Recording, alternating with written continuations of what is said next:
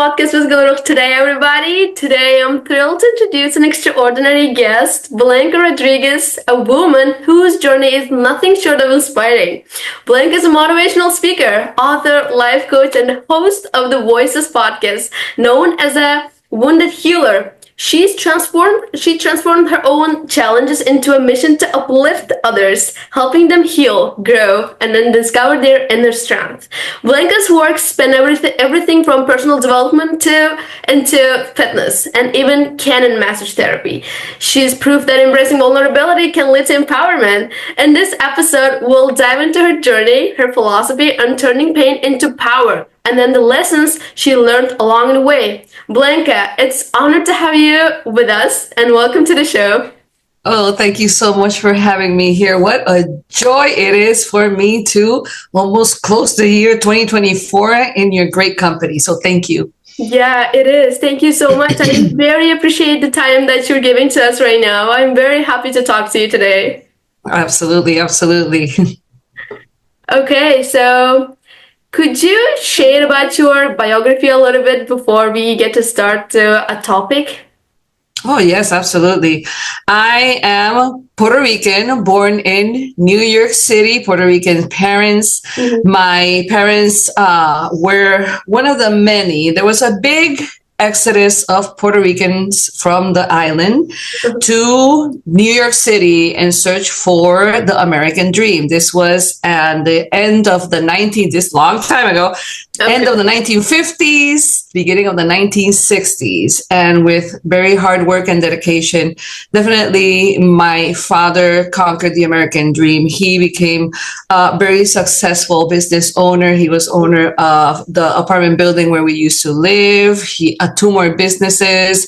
Life was abundant, beautiful, amazing, lots of love, lots of stability, until his tragic passing when I was 8 years old. And life was never the same again. He was killed in his place of work on his jewelry store. And definitely it was all downhill from there. Unfortunately, my mother really went into a deep depression and she never recovered from it.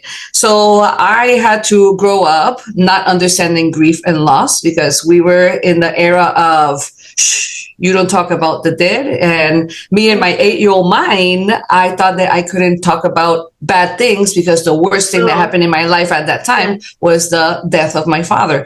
So taking it from there, I went on a downhill spiral, making a lot of mistakes, not appreciating what life was really about. I was living in shame. I was living in silence. I was with low self-esteem, self-doubt, self-destructive patterns because I was isolated. My mother was emotionally absent from the whole situation because she was dealing with her own mental illness. We didn't know what this meant. I lived around chronic untreated mental illnesses most of my entire life, starting with my own mother. Poor thing, she did what she could with the little tools that she had. And back at that time, mental health and mental illness was something, it was you don't talk about that. That was not a conversation. Nowadays, it's a beautiful thing how mental health is talked about with podcasts from all over the world, is really in the open. And that is something that I value so much. There's still a lot of work to do, but back in the day, you won't believe how it was because it was that bad. So growing up in that rooting, it was very hard. I went into down very deep rabbit holes, and I was jumping from person to person looking for something that I can only find on myself. And in the midst of that, I still was a very functional person. I went to college, I graduated, I'm a massage therapist, I do many things. And but I consider myself a highly functional person, but it was a facade. It was like a glass wall that I put in front of me to make believe in the eyes of everybody that I had it all settled. I had this down to the T, and not really. There was still a lot of growing up to do. There was still a lot of healing to do because I had a lot of childhood trauma that I didn't work around that. And when I became a mother in my 30s, that's when finally something clicked. And I said to myself, you know what? I got a bigger purpose in life. I got to take care of something bigger than myself. I got to get out of my pity party, my low self-esteem, being the victim of every single circumstance that there is in life. And it was time to change. It was time to keep on growing. Being a licensed massage therapist really introduced me to holistic lifestyle, East meet West, body, mind, spirit, the body, mind, spirit concept. That is one of the most beautiful life that I have ever met was through schooling.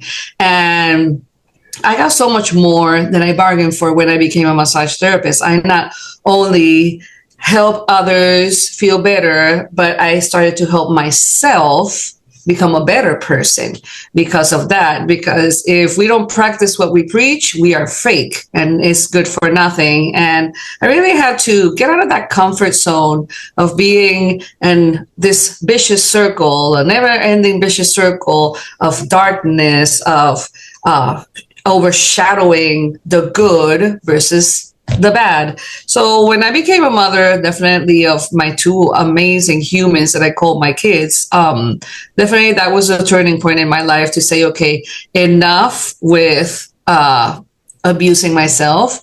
I come from a lot of violence. My father was killed violently. My mother was a very violent person as well because of her mental illness. And it was time to get out of that generational cycle. It was time to get out of that never ending, here we go again with the vicious circle. And it was time for a change. There is this amazing inspirational speaker from back in the day. His name was Jim Rohn, and he used to say, life does not get better by chance. It gets better by change. And change is great. Change is hard. Change is unavoidable. From the moment of conception to the moment of our death, we are changing. And it was time for me to embrace those changes, really work hard on being a better person, on growing the hell up, understanding that life is about progress, not perfection. And many years later, I stopped being silent about my experiences and I became the wounded healer. And wounded healer, we are people that we embrace the bad moments that we had in life, the traumatic experiences that we had in life, and it helps us help others improve their quality of life. And that's why I'm the wounded healer that I am today. So that's basically it. Definitely. It's a lot. It is. Wow. I am very impressed by your biography. Actually, it's because the you that you challenged yourself or the challenge you faced throughout the year is just impressive because, you know, when we get our challenge and when we overcome it, we kind of been, you know, transforming into a new life. We're going to get to change and we're going to get to new mindset, which maybe keeps us, you know, holding back something. So yeah, I'm really appreciate today I'm talking to you. So okay, can you share a pivotal moment in your life that inspired you to pursue your current path? The pivotal moment in my life that really pushed me to do what I am doing today, it came in different stages. This has been years in the work. When I became a massage therapist, definitely that totally, when I went to school for massage therapy, it started introducing me to something much better in my life. That is for sure. And I had kids to raise. I was in the middle of an abusive relationship when I went to school and my kids were little. And that was another inspiration, being in the middle of so much violence and seeing my kids growing up in the environment that I was raising them in. I said to myself, this has to stop. Mm-hmm. There's got to be a change because otherwise they will not know anything but violence. And I want them to be a better version of what I have been in life. That is for sure. They're my biggest inspiration. The father of my kids, he was a very violent person. He was a drug addict to the day he died. And we were mirroring each other, definitely. And when it came to violence, when it came to drug abuse, in my 20s, I abused a lot of drugs and alcohol. I was a very lost person. And when I gave birth to my kids and they started growing, and it was around this horrible environment that reminded me so much of my growth, my upbringing, I said, you know what? This has to change. I don't want for them what I had repetitively for so long, for so many decades. And it was time to break that chain, because I was imprisoned in a comfort zone that was never comfortable. I was imprisoned in a habit that it was very difficult to break, because us human beings, we are individuals and we are beings of habit. This is a fact. It takes 21 to 67 days to build a habit or let go of one. And when the habit is so deeply rooted within you, it takes much longer than that to let go of those horrible habits that are not conducive to anything good in your life. That is for sure. So for me to go through these changes, it took hard work, dedication, blood, sweat, tears, a lot of confronting my past. And we don't improve our lives by running away from who we are. We improve our lives by confronting ourselves. And when the moments, plural, because it took a long time, came for me to confront all of my actions and bring the pieces of the puzzle together. That was the pivotal moment for me to say, change is here to stay. And definitely this has been hard work and dedication over the last almost 15 years of my life to get where I am today. It's a long process. It's worth it.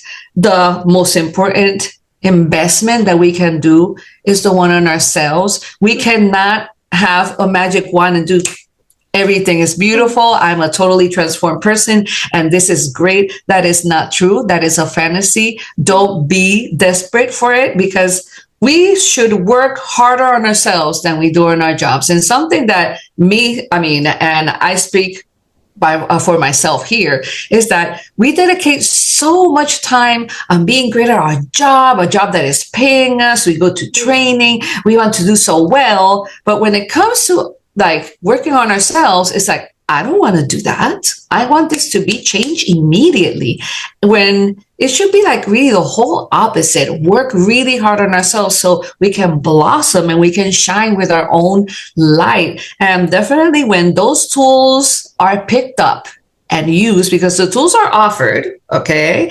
I went through a lot of psychotherapy, counseling, group counseling, books, YouTube is incredible. I love YouTube, and a lot of master classes. I did a lot of work, invested thousands of dollars in my healing, because I finally found that I was worth it. And when I found that I was worth it, that I am worthy of keeping on growing, keeping on progress, and keeping on bettering myself, learning the lessons and applying the learning, that's when definitely transformation came. But it was a long process, and a process that never ends. Actually, this is a work in progress, and I am very grateful for it. So yes, if you want to better yourself, you better work your ass off on it, and it's worth it. You are worth it. Yeah, so true. I can understand that being transformed into another level requires a lot of hard work and a lot of long period of time, because from my background, I can say that I was required to live my family in my kind of younger age, probably from my middle school, to have a better education, to change my residing into another city. So I left my family from my 7th grade, and then I started to live alone. Not alone, but also kind of alone time I had at that moment, because I was kind of alone by myself and try to learn more. And then this process kept on until the ninth grade. And then I changed, and then I went into the United States as a finalist of, yeah, and then finals of micro scholarship program. It was kind of like Hmm. a US program. And then I went to the United States. I saw a lot of people around me, smarter, above, kind of very, I was kind of surrounded with the people who is smarter than me. And Hmm. I understood that I have to change because my journey, arts to science, imagine. I was Wow. someone who bought into prioritize arts. Actually, I had the Okay. talent of singing, dancing, acting, everything that is arts. So I was that kind of girl. So I started going to music schools. I graduated music school in my seventh grade, and I transferred my skill into education science. I chose education over arts, which is kind of pretty hard Hmm. challenge for me too, because I really wanted to be in. Have you heard about the ballet dancing, ballet? Yes, Yes. absolutely. Yeah, I when I was in the music school of choreography class, I really dreamed of being a prima ballerina. I love it. Yeah, ballet Hmm. dancer. It was kind of lifelong dream, but when I Hmm. realized that, I was kind of run out of time because Hmm. they get students, they accept students from really young age for the ballet Hmm. academy in Russia. I was really inspired to go, but I was kind of run out of time. I was already fifth or Hmm. sixth grade, which is very sad. And then I understood that I cannot be ballerina right now, but I can choose something that I can contribute to the community. Of course. Yeah, progress. So I chose science over arts, Hmm. which is crazy, right? Because I was not the someone who burned to study math, calculus, physics, because I have no ability to calculate things or understand the scientific things. But Hmm. I had the purpose on life, like I wanted to transform, I wanted to change, and I put a goal to myself that I am going to learn, that I am going to overcome all the, problems, all the Hmm. challenges I'm going to have in the future. It is okay Hmm. not to able to calculate very fast or being able to learn math very fast than your peers. And Yeah. yeah, this is what I'm today. I'm in the foundation degree right now. I'm pursuing a foundation degree for Hmm. bachelor's degree in Malaysia. Wow. Yeah, yeah. That's amazing. It is. Right now I'm in the science class, which is I'm surrounded with the again smartest kids above me, which I always kind of inspired to study even harder, Hmm. level by level, level by level. I love And that. Hmm. yeah, and right now I'm on the process. I'm learning science and it's going really good right now. I get to understand all the concepts right now, and Oh, I love that. Well, I'm I can share this with you. My daughter went to the university and she's an engineer. She went to oh. Georgia. Yeah, she went to Georgia Institute of Technology at age Hmm. 17 and she graduated from college and now she's pursuing dance actually. I've been a dancer for over almost 40 years actually. And Oh, I'm more into ballroom dancing, Latino dancing, and it's something that I totally adore, love to do. It's something, and I'm still doing it to this day. So, and I'm teaching. fascinating. Yeah, yeah, yeah. So I was listening to your story, and I can tell you this. Yes, go to college. Yes, pursue your bachelor's degree, but never stop pursuing what you really truly love, which is your art. Yeah. Art is something that fills our life Yeah. in a way Yeah. that nobody understands actually, but the ones but us, that we understand that music and dance has helped me. Music and dance has always been a place for me. It was my safe place. It was the place where I was happy. It was the place where I could be truly myself. It was the place where it would never fail me, and it will never leave me alone. And Exactly. thanks to dance, in a big way, thanks to dance and music, I'm still here today, because it could have been like a whole other way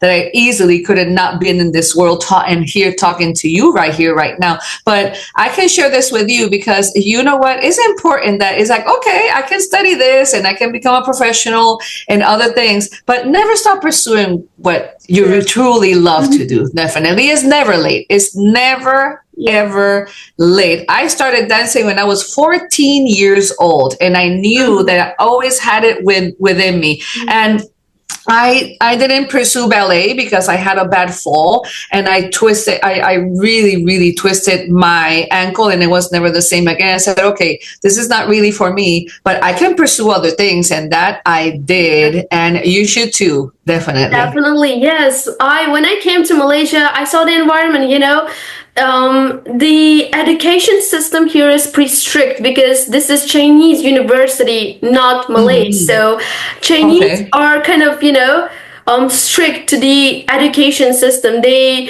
try to push forward the students to grow further. So here I see the environment. It's very academic. I can say it's very academic, and it took a lot of time. It's around like one semester I spent to adapt to the whole environment in Malaysia, and I participated. I attended the classes. It's kind of complicated and pretty challenging. Definitely assignments. No way. So assignments are very And then I felt that. When I feel like I was not able to study science, because this is the kind of regular thing for me, because I'm not a science, but I do have the mind of science. Kind of, I understood. I have the intelligence, and I try to think and love it. Yeah, and arts is. I felt that I need to, continue practicing arts, because I cannot be myself. I'm not gonna practice anymore because I love to dance. This is part of my life. I express myself dance when I wanted to. Absolutely. When I wanted to extra energy, I'll probably gonna dance. Nothing is gonna stop me in that way. I'll sing, I'll dance. This is the kind of part of my life, and I'm not gonna stop in that field. Love it. I'm just gonna keep going. It's gonna be like kind of hobby for me. I'm not gonna end this talent on myself. Absolutely. Absolutely. Yeah. My daughter definitely. She after she graduated from college, she really wanted to pursue dance, and she is loving every single minute of it. She tells me, "Mom, I work and I dance, and I work and I dance," and that's all she is doing in her life right now, and she absolutely loves it. It's amazing to see her blossom and growing into the amazing dancer that she is meant to be. And dancing, you're always in student mode. You never stop learning something new with dance, and that is one of the things that I absolutely love from the arts, and I absolutely love from massage therapy, actually, because I am always learning something new as a massage therapist. But the dancer in me has never gone anywhere, and it's not only excellent physical activity, it's great for mental health, it's great for your brain health, it's great as you go older. I'm in my late 50s right now. I'm going to be 60 years old next year, and I feel like I'm in excellent shape, and it's because of the dancing. Thank you. And it's because of all of the dancing that I have done for so long, and it's one of the most stable things in a life of instability, of isolation, of neglect, rejection, all of these things that I had, that it was so dark. Dance was my beacon of hope all of my life, and I'm very grateful for that. And I know that you know what I'm talking about. Yeah, absolutely. This is fascinating, because dance is kind of, I feel it's kind of another way of expressing ourselves in any situation. For example, if you wanted to be healed by something else, if you don't have any kind of person to help you, you're probably gonna go and dance. Just Right. go try to dance and just have some fun. You get to get that Yes. energy. You're not gonna remember the kind of those hard moments ever when you get to dance. You're gonna be in Absolutely. the present. Absolutely, absolutely. Yes. Movement is medicine, and that is the truth. Yep, definitely. Exactly. Okay, Hmm. your work encompasses so many areas like life coaching, speaking, podcasting, and fitness. And how do you balance all these roles? Definitely, I'm a planner. I plan every single day of my life. I plan a week of ahead of what I am going to be doing. I am old school that I carry a planner with me wherever I go in the world. My planner makes me company, and I definitely since I love every single aspect of what I do professionally and personally, planning is of the essence. Definitely, it's like you going to school. You plan around your classes, you plan around study time, test time, and all of these things take is time consuming.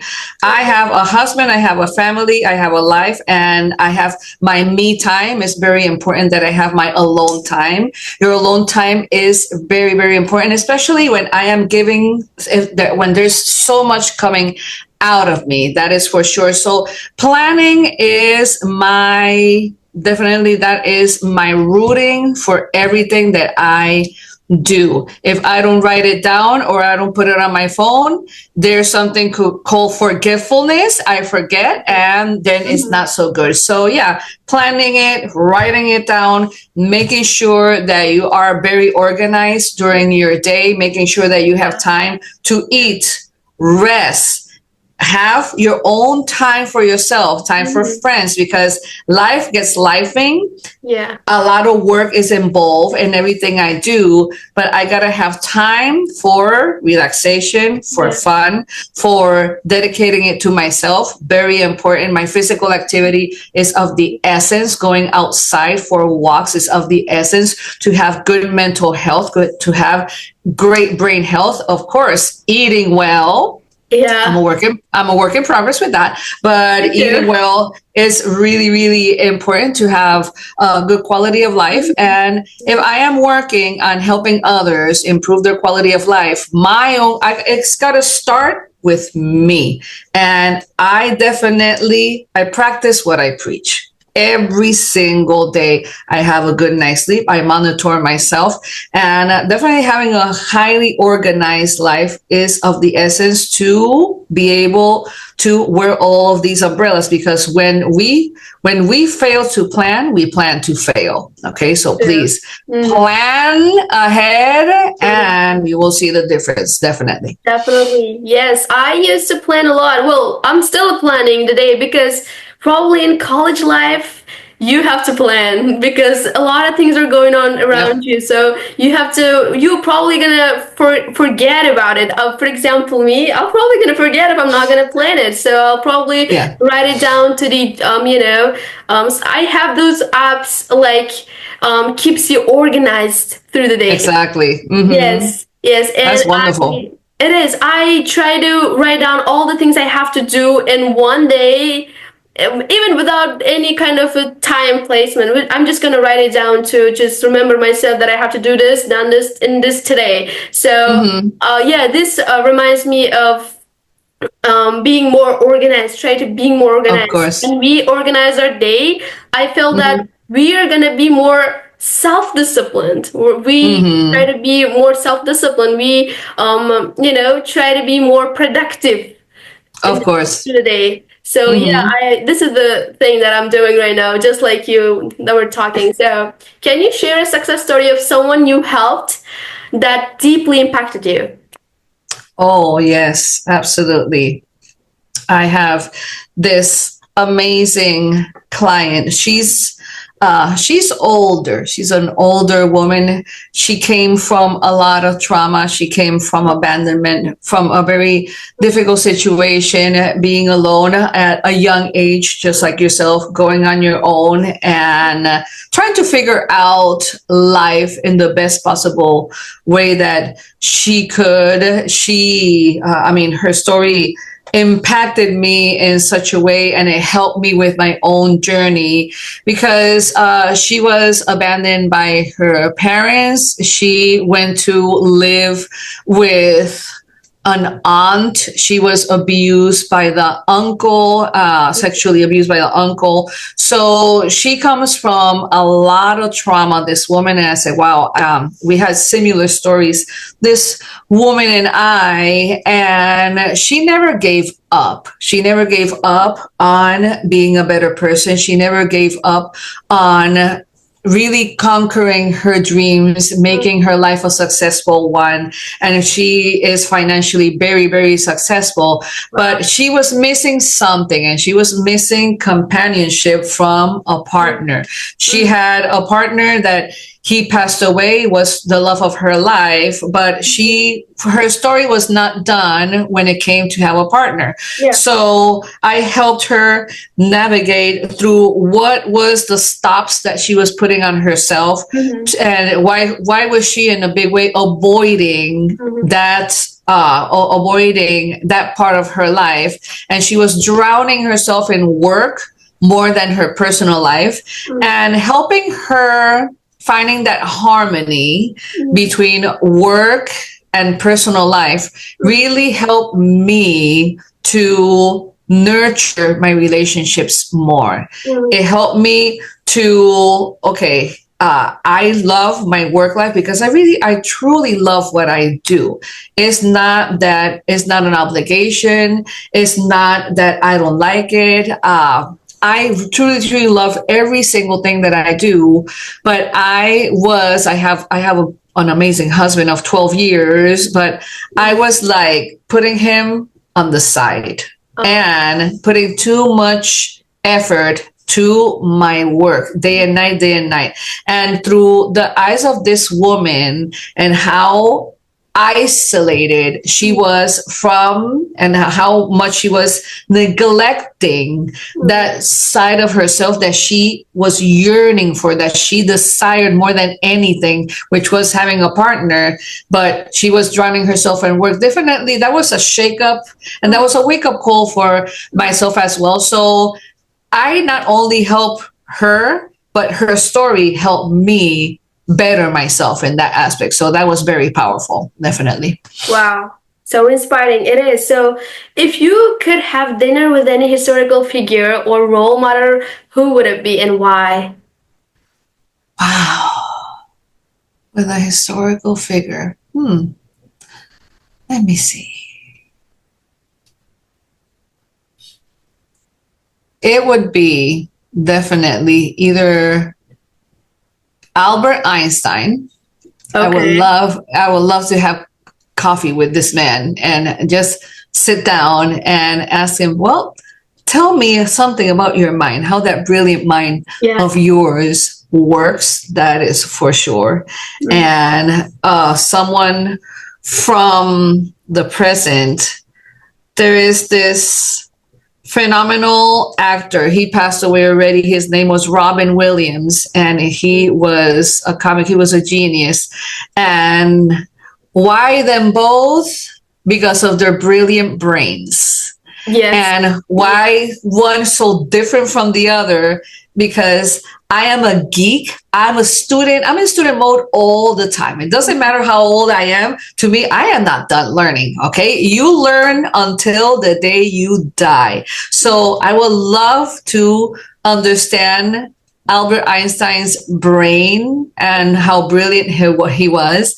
And Robin Williams, I would love to understand his comic, his genius. He was, when he went into impromptu, it was when he will shine with his light more than ever. He was not only a comedian, but he was a dramatic actor. And since I'm into the arts so much, that is something that I would love, I mean, to have them both sitting down, and it's like, tell me about your brilliance in your own beautiful way, and the other one, tell me about your intellect, because intellect and funny, oh, they go together so beautifully. And I love the art so much because it's so diverse, because you can find something new every single day when it comes to the arts. So yes, definitely those two, without a doubt. Amazing. So if you go back in time and give advice to your younger self, what would you say? Keep on going. Well, she kept on going because I'm still here. Keep on going and don't worry. You will be just fine. You're not alone. Get support from your favorite auntie and uncle. They will be there for you when mom is not there, definitely. And it's very interesting, your question, because I have a picture on my phone of me as a 7-year-old. And every time I see that picture on my phone of this little 7-year-old girl dancing around, because I've been dancing since I can remember, and I look at her and I said, girl, you got this. And I'm so grateful for you and who you were at that time, because it really defined me into the woman I am today. I'm very grateful. Exactly. So good. So yeah, I also kind of keep looking at my younger pictures to inspire myself. So how far I've come to this day. So this is kind of important message that we need to, remind ourselves in the kind of daily basis. So Blanca, thank you so much for today. Thank you so much for the amazing conversation today. Thank you. I had really good insights from you, and I'm very excited to share with my audience. So thank you so much. Appreciate you all the time. So let's keep in touch, and thank you so much. Sure will. Thank you. Thank you so much for having me. And I wish you the best in life. You are one brave, brilliant soul. I am so proud of you. And what an honor it is for me to be here with you today. Yeah, for me too. Thank you so much. Thank you. Maybe we'll meet in the future. I'm planning to apply for United States. I actually applied for United States colleges. Oh my gosh. So which ones? Okay. One of the prestigious ones, and also the universities that is based on science. Well, okay. I applied to Harvard and I got deferred. I'm just on the process of,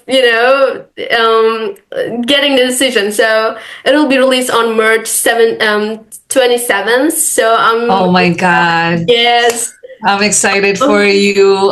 Congratulations. Oh, I wish you the best. I'm here in Florida, so if you come to Florida, please let me know so we can meet somehow, because oh my God. Yes.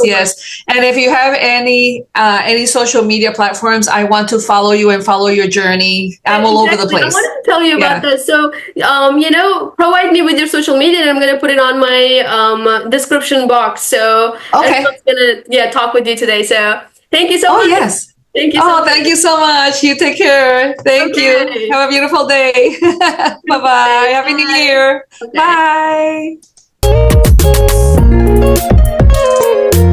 Bye.